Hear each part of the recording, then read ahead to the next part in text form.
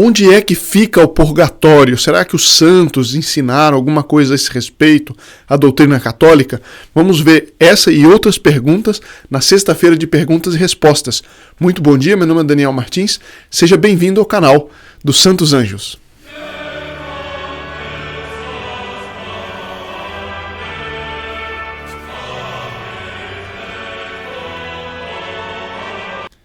É uma pergunta interessante, né? O purgatório é um lugar, ele fica em algum lugar. Nós vamos ver o que diz São Roberto Bellarmino, Santa Teresa d'Ávila a respeito. Essa vai ser a nossa pergunta principal de hoje no final do vídeo.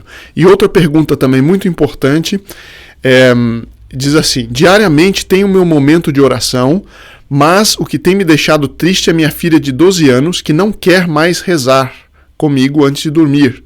Nem uma breve oração como fazíamos sempre quando ela era menor. Gostaria de um conselho, obrigado e que Deus abençoe sua vida. Muito obrigado pelos votos. E essa é uma pergunta que eu recebo com muita frequência. E eu, como tive bastante experiência com o trabalho com jovens, etc., ao longo de vários anos, eu queria dar um conselho, também vou dar mais para o final do vídeo.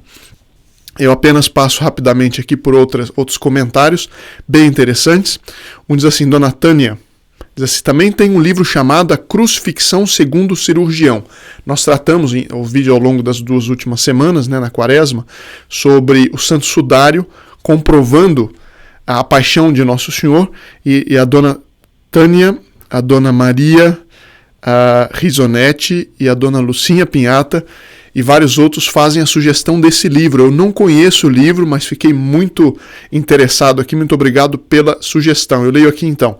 Escrito por um cirurgião francês com fotos e explicações, em que fala até sobre a grossura dos pregos usados na época e diz que Jesus foi pregado pelos pulsos. De fato, isso no sudário também fica comprovado, que é um lugar assim, aqui, e não no meio da mão, porque senão rasgaria.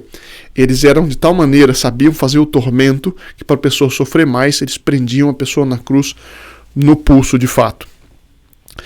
Boa noite, noite abençoada para o Senhor. Este canal é uma bênção dos céus. Estou começando hoje a ler o livro A Paixão de Cristo segundo o Cirurgião. Então aqui mais uma sugestão. Parece que é um livro muito bom mesmo, pelo que eu estou vendo. Já estou anotando aqui para comprar e ler, e conforme for, se tiver alguma coisa assim mais especialmente interessante, eu gostaria até depois de nós conversarmos aqui no canal. Dona Lucinha Pinhata diz: a cada estudo novas descobertas, novas revelações do sofrimento de Nosso Senhor. Eu tenho um livro sobre a flagelação segundo o cirurgião, é muito bom também. Salve Maria, que os santos anjos continuem ajudando a todos por esse excelente apostolado. Muito obrigado, Dona Lucinha Pinhata, e a todos que nos acompanham, especialmente aos membros do Grupo Apóstolo dos Santos Anjos. Na próxima segunda-feira eu vou anunciar que o seu nome e as suas intenções vão ser levados para mais um santuário de São Miguel, isso no norte da Itália, mas isso nós falaremos com mais detalhe na segunda-feira. Dona Kelly diz o seguinte: Daniel, a paz, eu não entendi uma coisa. Nos escritos de Santa Brígida é citado que houve mais de 5.000 chagas em todo o corpo santo de Cristo, e no vídeo fala em 120 apenas. Bom, ótimos vídeos, Deus abençoe. Dona Kelly, é o seguinte: uma coisa são as revelações, né, por exemplo, de Santa Brígida, que a senhora menciona. Aqui, quando eu falei da flagelação, é aquilo que dá para depreender do sudário. Isso não significa que durante a paixão não tenha havido outras chagas, né? É o que ficou impresso no sudário, o que as imagens podem concluir são 120, mas certamente foram muito mais. Por exemplo, se a gente contar a coroação de espinhos só, quantas chagas, pequenas ou grandes, foram colocadas quando Nosso Senhor caiu durante a crucifixão e esfolou o joelho, por exemplo, né? As chagas, a quantidade de chagas que deve ter havido. Então, isso, uma coisa não exclui a outra. O que nós estávamos falando naquele vídeo a respeito do que a ciência consegue depreender do sudário. Agora, na revelação a Santa Brígida, Nosso Senhor, ele sabe muito melhor do que qualquer imagem, né, qualquer foto, aquilo que ele passou. Bom, um outro comentário. O Criador se reduziu o usuário aqui pampeano. O Criador se reduziu a um simples homem e aniquilou-se a si mesmo para salvar suas criaturas. Realmente é um mistério fabuloso, né? Das consequências de suas próprias escolhas e assim dar uma chance de redenção para a humanidade. É interessante também perceber o chamado de Pilatos. Ele poderia ter sido o primeiro mártir, ter sido um grande santo, sua salvação é duvidosa. Mas li em algum lugar que sua esposa era santa e teve uma visão. Eu creio até que está na Sagrada Escritura, mas isso está em várias visões. De fato, a esposa de Pilatos pediu que ele não condenasse a Nosso Senhor. Ele disse, pare com isso, porque eu tenho tido sonhos durante a noite que me perturbam com relação a este homem que era Nosso Senhor Jesus Cristo. Agora, existem tradições que dizem que ela depois se converteu, a esposa de Pilatos. Com relação a Pilatos ele mesmo, eu acho que o senhor tem toda razão. Ele é o símbolo do covarde. Ou seja, Nosso Senhor, ele disse que não viu culpa nenhuma, ele falou para os judeus, né, eu não vejo culpa nenhuma nesse homem, e os judeus continuaram gritando, crucifica-o, crucifica-o, e ele, com medo de perder a carreira dele, né, diante de César, com medo do que César ia dizer, com medo de perseguições, ele não viu culpa nenhuma em Nosso Senhor e mandou flagelá-lo. Santo Agostinho comenta isso. Se ele era culpado do crime que estavam imputando, por que não crucificou de uma vez? Mas se ele era inocente, por que então mandou flagelá-lo? Quer dizer, não tem lógica, nenhuma das circunstâncias, nenhuma das opções que Pilatos escolheu teve lógica. Primeiro mandou flagelar, e flagelou de uma maneira que ninguém que ia ser crucificado era flagelado dessa maneira, porque senão normalmente não aguentaria. Ou seja, Nosso Senhor ele recebeu 2 castigos terríveis e que ninguém recebia os 2 ao mesmo tempo. Isso é uma crueldade por causa da covardia de um homem. E isso é bom para nós pensarmos durante a Quaresma. Quantas vezes nós não vemos a Santa Igreja ser perseguida até por gente que está dentro dela? Quantas vezes a gente não vê o bem sendo enxotado, sendo perseguido, e nós, para não acontecer nada conosco, não, melhor ficar quieto, melhor não me envolver, melhor não fazer nada.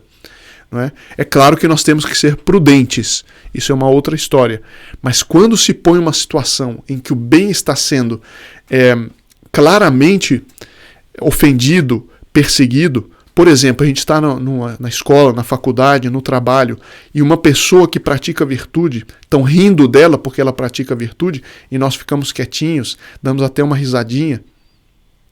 Quantas vezes, né, eu tenho que pensar nas ocasiões em que eu passei, e que todos nós temos que pensar nas ocasiões que nós passamos, para nós não sermos outros Pilatos. Tem certos momentos em que, para defender a verdade e o bem, nós temos que tomar uma determinada posição. Não é? E ainda que, para isso, nós tenhamos que ter uma carreira menos brilhante, ainda que nós tenhamos que ter um emprego menos rentoso, o fato é que, em certas ocasiões, nós não podemos, nós às vezes temos a tendência de agirmos como Pilatos. Até seria interessante, né, cada um fazer uma meditação para si e ver em que circunstância isso se põe. Mas eu me lembro no colégio, por exemplo, na faculdade, tinha ocasiões assim. E alguém tinha me dito isso, não sejamos Pilatos. E que era, por exemplo, quando o professor atacava a Santa Igreja. Dizia, essa igreja que sempre fez misérias na história, não sei quanto. Primeiro que era mentira. E segundo, que como ousas atacar a Santa Igreja, né? Dessa maneira assim, despectiva e mentirosa. Então a gente levanta o braço e diz, professor, com todo respeito, eu discordo. Muita gente, não, deixa, mas é o professor, não, o que eu vou falar, o que vai acontecer? O que vai acontecer? Eu estou defendendo a verdade, ele está atacando publicamente a verdade, então eu vou defender a verdade publicamente, prudentemente, respeitosamente, mas fazê-lo. Bom, e aqui nós chegamos às últimas 2 perguntas. Eu repito aqui, a pergunta é a seguinte, é que a filha dessa senhora que faz a pergunta, diariamente tem um momento de oração. Minha filha não quer rezar mais à noite comigo. antes de dormir, nem uma breve oração como fazíamos. Então a filha fez 12 anos, está começando a adolescência e parou de rezar. Certamente ou por vergonha dos amigos, ou por essa fase de revolta que tem a adolescência, né? Bom, eu fiz um vídeo a esse respeito mais extenso. Eu vou deixar aqui no final desse vídeo, eu vou deixar o link.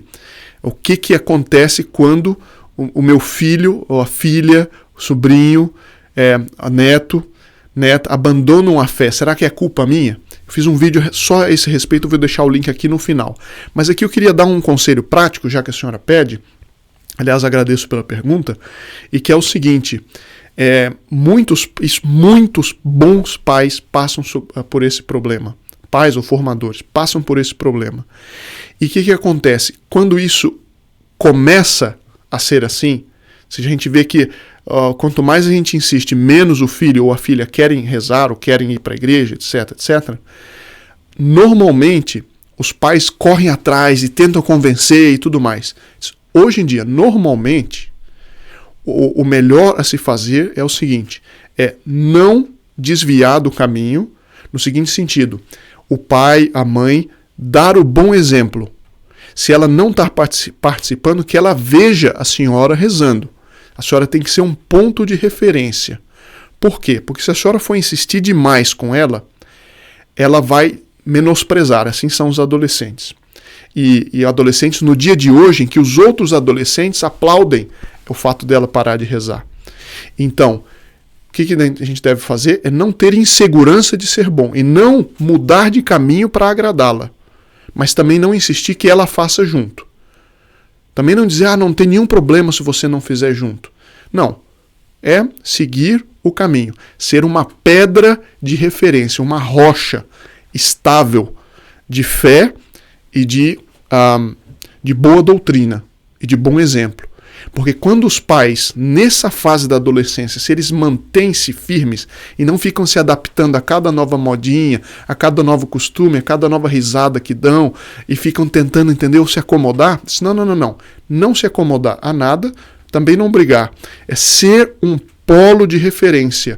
E não pedir desculpa por fazer o bem. Nunca pedir desculpa porque fez o bem. Mas eu queria assistir televisão e a senhora está rezando. Não é pedir desculpa, diz não. Agora é a hora da oração. Bom, de preferência se não tiver televisão, mas enfim, isso é outro assunto.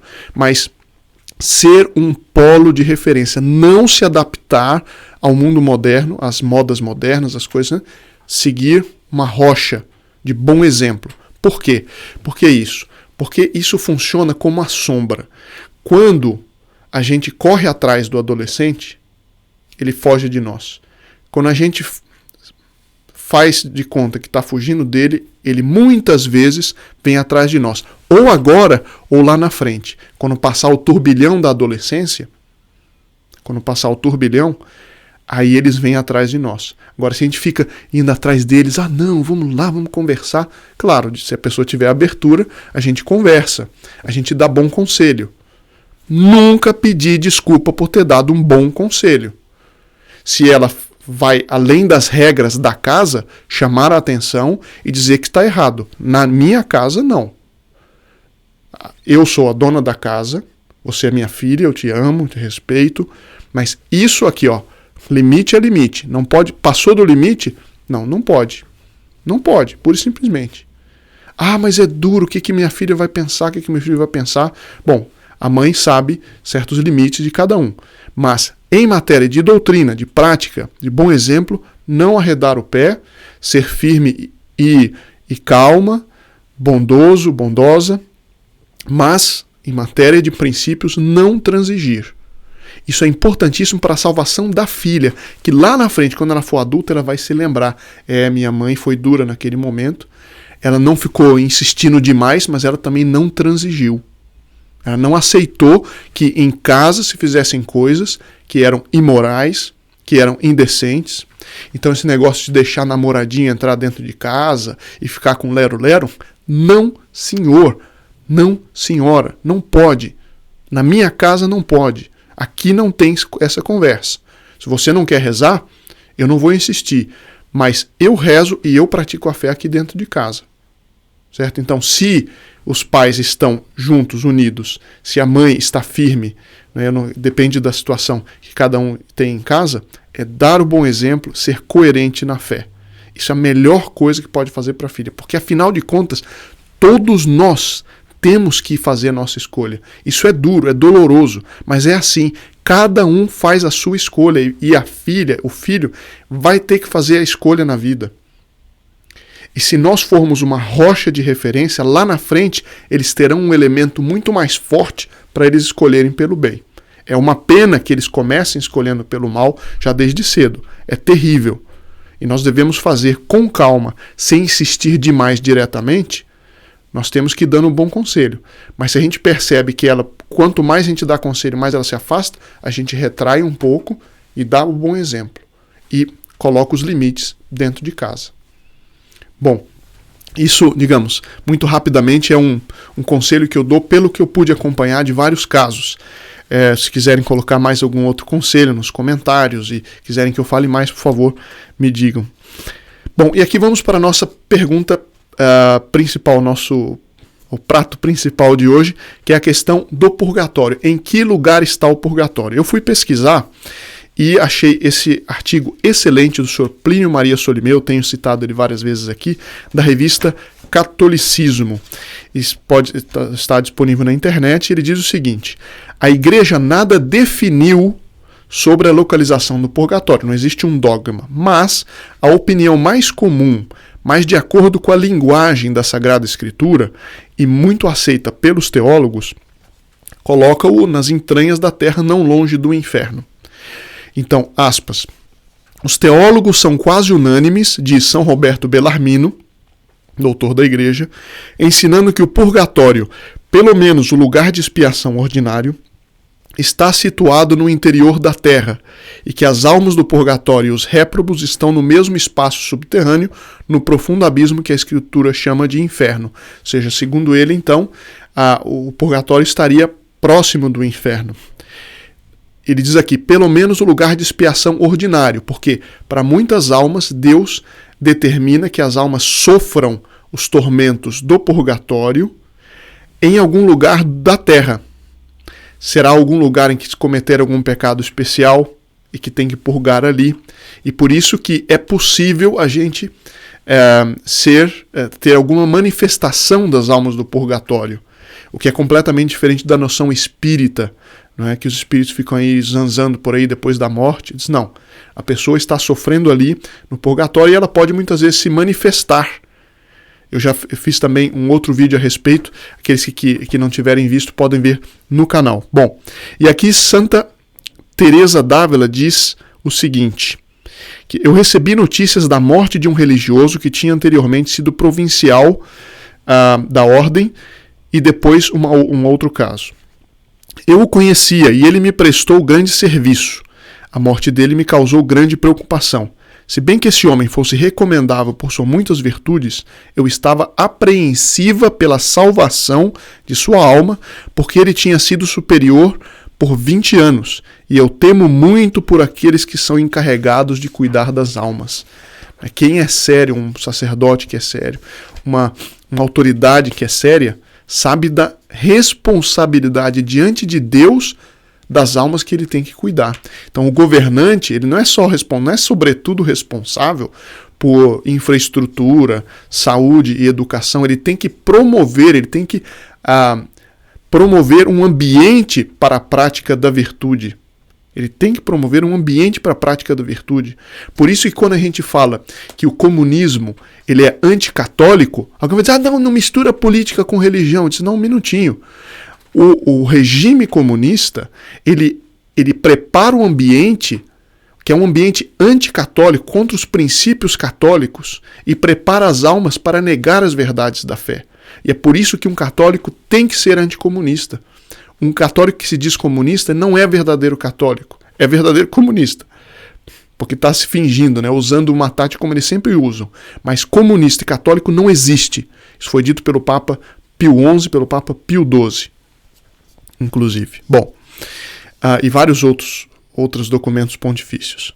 Muito aflita, então, fui a um oratório. Lá conjurei nosso divino Salvador que aplicasse a esse religioso o pouco de bem que eu tinha feito durante a vida e suprisse o resto com seus méritos infinitos, de modo que ele pudesse ser livre do purgatório. Essa é a oração de Santa Teresa a Grande. Enquanto eu pedia essa graça com todo o fervor de que sou capaz, vi ao meu lado direito essa alma vir das profundezas da terra e ascender ao céu com transportes de alegria. Se bem que esse sacerdote fosse avançado em anos, ele me apareceu com as feições de um homem que não teria atingido a idade de 30 anos e com um semblante resplandecente de luz.